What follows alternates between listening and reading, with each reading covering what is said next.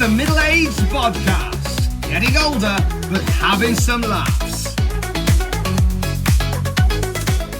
Welcome to the Middle-Aged Bodcast with me, Raging Rich. And me, T.A. Shalano. And T.A., today we are bringing our listeners the best of the podcast. Physical health. Yes, physical health. Got some great revisits to some previous guests to listen back to. I mean, I'll be honest, Rich, I thought it was bad enough that we were repeating episodes. Now we're arrogant enough to think that we've done 60 episodes. We can put out best ofs. This is laziness. This is for the listener, well, but hopefully it's a bit enjoyable. It's a bit of a recap because we've picked a selection, I think, of clips, relatively short clips from episodes on these topics that we think would be a decent little blend together. 100%. And guys, this is the first of two best of the podcasts, and then following that, we are going to be back with season 6. So please do stay tuned. You are going to be getting some brand new episodes from us very, very soon. But TA, shall we kick it off with the first clip? So we're going back to season 2, where we spoke to Amy P about her fitness journey. And here she is discussing doing a park run on her 40th birthday. Oh, goodness. So I am Amy. I've just turned 40, the dreaded 40 middle-age bracket. So fitness-wise, I have just got back into running after having a little boy. So he's 2.5 and I've only just got back into running. And then alongside that, I do a workout with Shaun T, who is my motivator and who keeps me sane in this crazy world. And I do that a couple of times a week and then run a couple of times a week. Do you know what? I really, really enjoy it. Excellent. Obviously, as you know, Amy, I have also a mutual love of Shaun T, who's had an awful lot of mentions during podcast episodes, actually. So he'll be thrilled that it's not just me talking about him and that you talk about your sort of joy for him, I think, as well. There's one thing I'd like to point out, actually, to listeners who may recall from season 1, we referenced somebody whose 40th birthday it was and who was actually going out that day to do a park run. I can now reveal it was you we were talking about. Now, that's a different level of motivation to go out on your 40th birthday on a park run. Do you want to tell us a little bit about that? So I get up Saturday morning, set the alarm for 7 a.m. and go across to Wolverhampton for the park run normally. And I thought, you know what better way to start the new decade than getting up and doing a park run? Because if I don't, I'm going to be really, really disappointed in myself. So I set my alarm went off. My partner, Kev, said, well, you know, what are you going to do? Are you actually going to get up and go to park run? And I said, yeah, of course I am. So I got up and I started getting ready. And I said, you know what? You could come with me because it's my birthday. And you could bring the little one and you could come and cheer me on. And he looked and he went, no, I don't think so. And then he looked outside, the weather was dreadful. He said, no, I don't think so. I think I'll just stay here. And I said, no, come on, you know, we'll have a good day. We'll go and stop and have breakfast and coffee and it'll be a nice morning. Anyway, I got ready. Next thing I know, he's come downstairs. He's got himself ready. He's got the little one ready and he's coming with me. So we all go out. I go off and do park run. He walks the little one round and it then absolutely starts to chuck it down with rain and he gets absolutely soaked. So he's now cold, wet, miserable because he's had to get up at 7:30 on a Saturday morning, which is his lying day. And he's not even run. And as a former runner, he's had to stand and watch everybody else run. And he's not even had the benefit of enjoying that himself. He's just had to stand there and get soaking wet. So he was a little bit miserable. But then I bought him a cup of tea and a cake and he was fine. And it was actually a really good morning. And then we went out for a meal on the evening. And that was my 40th birthday. That's a really great story from Amy there, talking about the park run and dragging her partner and her son to that, and of course the rain coming down, but at least they got to enjoy a nice meal afterwards, which is great. So yeah, TA, moving on to a guest that we actually interviewed quite recently in season 5. Yes, so here we are talking to Dan H of Gaming Views about his sort of health journey at 50. Yeah, look, and I'm not a doctor, right? So I have to preface this with I'm not a medical expert in any way, shape, or form. This is my experience, what I did. I don't want to get you boys in trouble either. This is just genuinely what happened with me. So I think ever since I kind of went like post-puberty, went into kind of adulthood and found beer and pizza and, my own funding, like most people do, you kind of overindulge and whatever. And I never really recovered from that from the age of probably about 26 or so, and from that age, I steadily got bigger. Look, when I was a teenager, I was a lanky streak of nothing, right? Genuinely, I was about 6 foot tall, but skin and bone. And then got into work, like you say, you find beer and things like that. And so by the time, I think at my heaviest, I was probably around 20 stone. I don't know what it is in kilos for people who work in that way, but I'm old school. And then, and I have to be clear, I had tried everything, right? Fasting, keto. I signed up for Joe, I can't remember his name, before he became super famous. Joe Wicks, right? Before he became super famous, I signed up for his 3-month, I can't remember what he called it back then, but his plan, right? And I had a consultant. I've done all. If there's a fast way or a let's call it an unsustainable way to lose weight, I've done it, right? And it hasn't been sustainable for me. I've done Slimming World, right? I've done Weight Watchers, genuinely, right? And I am not saying, and this is why this is my story, not everyone else's. They did not work for me. So probably about 2 years ago, I had a genetic test, right? So I wrote off to a company that do this stuff. I think it's called DNA something. And they came back, and what was interesting about the report, other than, your risk of cancer and all these sorts of things, was there was something quite glaringly on there, was that there is a hormone in my body that I lack, that I do not produce. And that is the satiation hormone. So the hormone that tells me that I am full, right? And my old man's got it, right? And some of my other family have got it.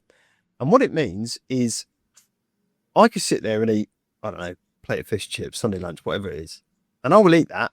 And I will sit there and go, again, easily, and I could consume that and I could, and I hadn't really recognized that.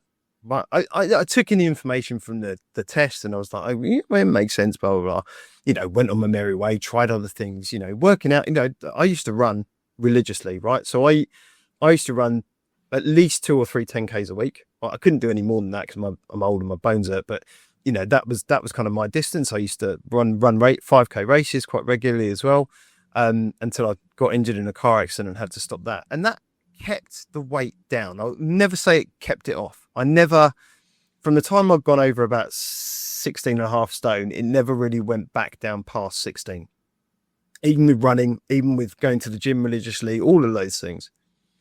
So you don't kind of register, and but subconsciously, I think you kind of going, well, that can't be right? I mean, you see all these people and all these influencers and everyone talking about what they do and how they, and do these things and you follow plans but it's not working. So Christmas comes this year.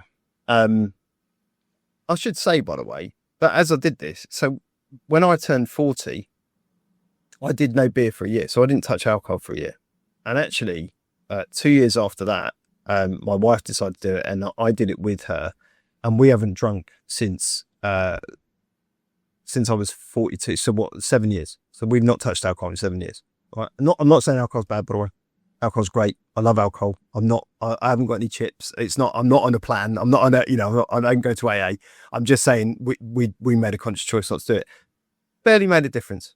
Genuinely barely made a difference to my weight or anything else. So anyway, it gets to Christmas this year. We go away on holiday.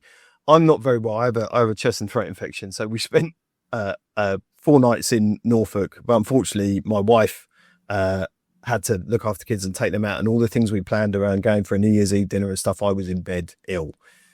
But it got to the end of that and I went back to this report. I was just out of interest. I was like, I'll just have a look at it. And while I was doing that, I'd been reading some stuff about Manjaro and the potential impacts it had on weight loss and what it would need. And I went down a bit of a rabbit hole and I went, do you know what? I'm just going to order it. 'Cause what's the worst that can happen? I've lost £100 on a dose of something that might or might not work, but I'll give it a go. Now, what you have to understand is I hate doctors. Like, there's no phobia. I'm one of those blokes who's like, I don't need to go. I'm all right. I'll be fine. I never bother going getting checked out. I never do any of that sort of stuff. And I hate putting anything that I think is going to have an impact either on my mental health or into my body. So if I've got depression, I don't want to take antidepressants. I'm that kind of person. But with this, I thought I tried everything. I've exhausted every avenue I thought I could. So what I was going to do was I was going to give it a go, see what happened. Because it's a weekly injection. It's something you're potentially taking for life, because it's not something you can just give up without adverse effects and that being just putting the weight back on the disc. So I did my research as I do with everything, whether it's a piece of technology or a game. I do a load of research to make sure I'm comfortable with what I'm doing. I told my wife, I spoke to her about it, and I was 18.5 stone at Christmas. So January rolls around, I take my first injection, and I'm not often shocked at things. I was rocked by what that did to me after a day. And this isn't about weight dropping off. What I hadn't recognized throughout my entire adult life is I had this noise around food, this constant noise that meant I could be sitting here, having a chat with you guys, but subconsciously I'm hungry. I'll go and pop down to the fridge afterwards and have a look what's in there. Or I'm just, in the kitchen making a coffee and I'll pick up something there off the side and eat it, not a spoon, like a biscuit or something, but it would be a constant thing. I took this drug, and this is my experience. And almost overnight, that went. And unless you experience it, it's really hard to put into words what it means for someone who's had it the whole time. It was gone. Yeah, thanks to Dan H there. Great to hear about his weight loss journey. And I think we've got another weight loss journey to listen to, haven't we, Rich? We have indeed. So as part of season 4, we spoke to Joel and JJ Flanagan-Granneman, who spoke to us about making some changes to their lifestyle after a visit to their doctor. So here's a little excerpt from that episode. We went to establish a primary care relationship with a doctor for the first time as adults.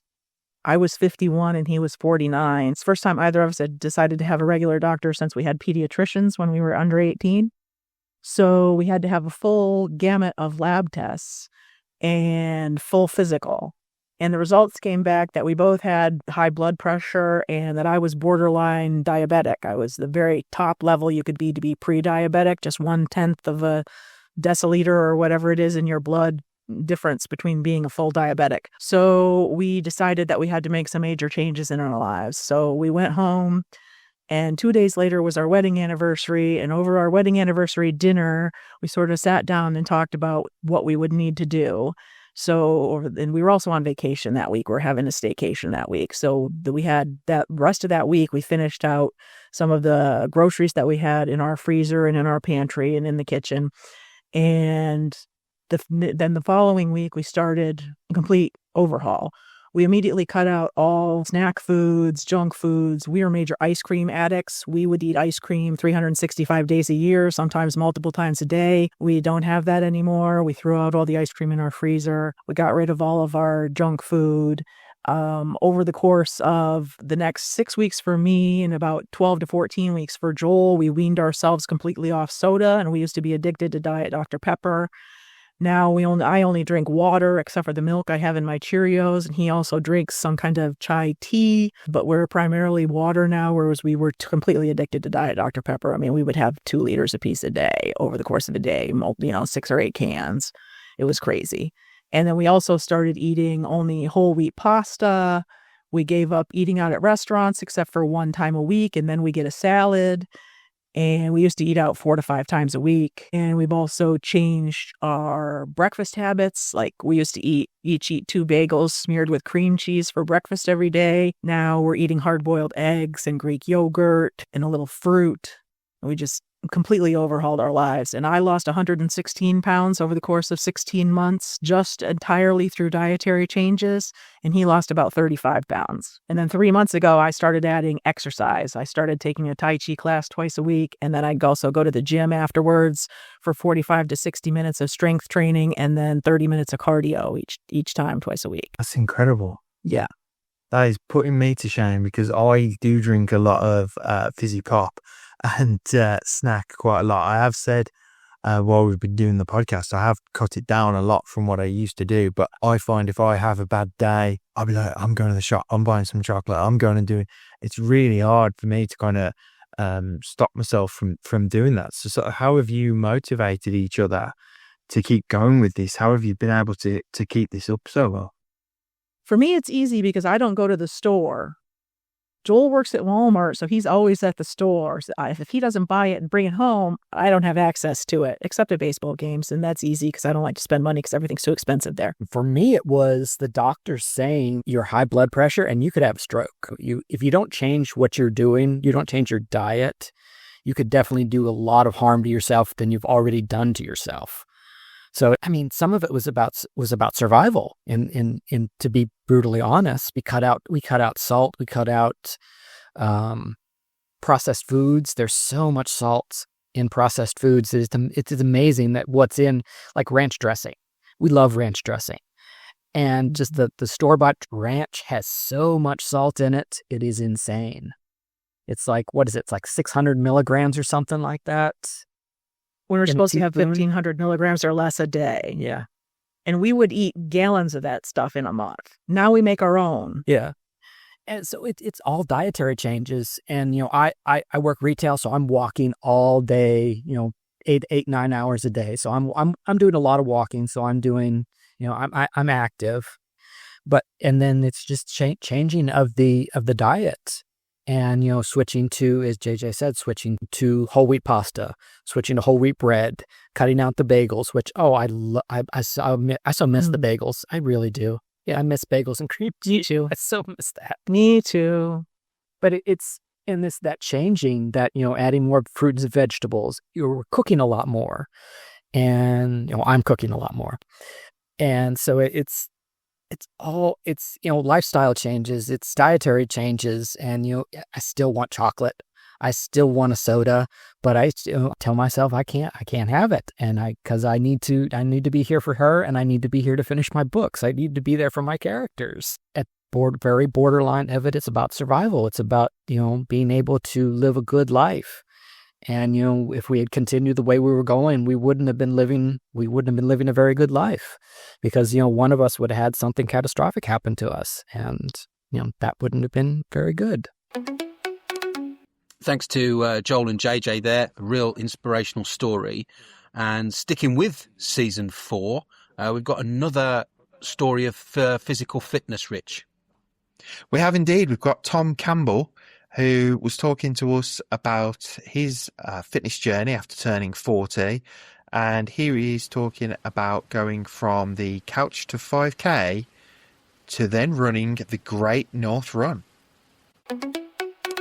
But you also ran the Great North Run as well last year. And just wondered what that was like with hitting all those milestones sort of in 2024. Well, I signed up to do it initially because it was last year was the year I got married. And I was just keen to be in better physical shape for my wedding. And it sounds awful when I say it out loud. I just thought that whatever happens come my wedding day, like if I'm same size I am, if I'm small, if I'm larger, I'm still getting married. And I didn't think it sounds awful, but I thought that's not enough of a driver for me to do it. It should have been 100%. But therefore I went, well, I'm going to sign up to the Great North Run. Because if I'm not in good shape by the tail end of this year, I will die because I have to survive this half marathon from Newcastle to South Shields. So therefore, it's like, well, I have to be in shape to do that because that's just going to be the worst day if I don't. And I was really proud of the fact that I did it and did it in like 3 hours and 13, I think it was. So, I certainly wasn't the slowest person doing it, but even if you were, the fact that you did it is amazing. But my mission was I want to run the whole thing, and I did. Not at top speed all the way, but I certainly did what would be classed by the government as a run. You know, there's no trade description out there, and what I did was basically a run. And I realized how much in the build up to that I enjoyed running. And I came from someone who wasn't really into running. I started doing a bit of running during lockdown. I got the Couch to 5K app because, again, I could feel myself getting a bit doughy, and I just thought I just want to do something just to sort of stave off the gelatinousness that was becoming my middle bit. And I thought, well, look, I love walking. I could walk for hours and hours and hours on end, but running seems to be a good thing to do. So I got the Couch to 5K app, and I remember that first day that I set out on that Couch to 5K app. So if you're not familiar with it, and I'm not sponsored by them, but I cannot big up. In particular, it's the BBC endorsed Couch to 5K app, which I use. And I had Joe Wiley guiding me around, which is lovely of her. Basically, so you get the app, and then they talk you through like 3 runs a week. And the first one is you go out and you run for 30 seconds, and then you walk for 90 seconds, and then you run for 30 seconds, and then you walk for 90 seconds. And you do that for about half an hour. And by the end of it, you go, oh, that was horrible. Bloody, I can't do this. This is ridiculous. And then you take the following day off, and then you do the same thing again. And within a couple of weeks, I remember genuinely getting a bit like emotional with myself, because I managed to run for 12 minutes straight, and that felt like a phenomenal. I was like, no way, I just ran for 12 minutes nonstop. That's amazing. And then you just start knocking down the milestones like dominoes then. And then before you know it, like there I am doing the Great North Run and running for 3 hours consecutively. Great re-listening to that from Tom there. And he's actually running the Great North Run for a 3rd time this year. So good luck to him with that. Really hope he does smash his personal best goal that he's trying to break. Yeah, that's fantastic. And I think that's bringing us pretty much to the conclusion of this first Best of podcast episode. Join us next week when we will be doing another one of these, but covering mental health, Rich. We will be indeed. And we shall catch everybody next week. Thank you very much. Two best mates, yeah, they're taking a stand. Rachel, Rich, and TA got your health in the hands. Williams, laughs, and tales they tell. For beats and nights, the workouts, they're keeping it real. Oh, it's the middle age.